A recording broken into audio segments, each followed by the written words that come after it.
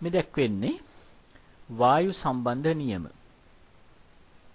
මේව සත්‍ය වෙන්නේ පරිපූර්ණ වායු සඳහා. පළවෙනි එක PV සමානයි K එක බොයිල් නියමයට අනුරූප වෙනවා.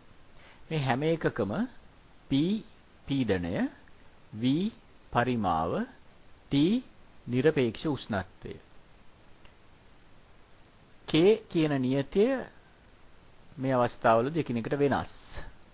එතකොට බොයිල් නියමයේ PV සමානයි K කියන එක අවස්ථා දෙකකට යෙදුවොත් P1 V1 සමානයි P2 V2. මෙතන තියෙන්නේ චාල්ස් නියමයට අනුරූප V බෙදීම T සමානයි K අවස්ථා දෙකකදී V1 යට T1 සමානයි V2 යට T2.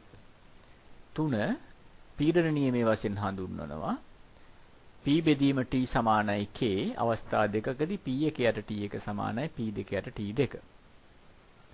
මෙතන තියෙන්නේ අවස්ථා සමීකරණය P1 V1 යට T1 සමානයි P2 V2 යට T2 අවස්ථා දෙකකදී මේක පරිපූර්ණ වායු සමීකරණය. නැත්නම් මෞලික වායු සමීකරණය කියලා කියනවා. PV සමානයි nRT. n කියන්නේ මවුල ගණන. R සර්වත්‍ර වායු නියතය.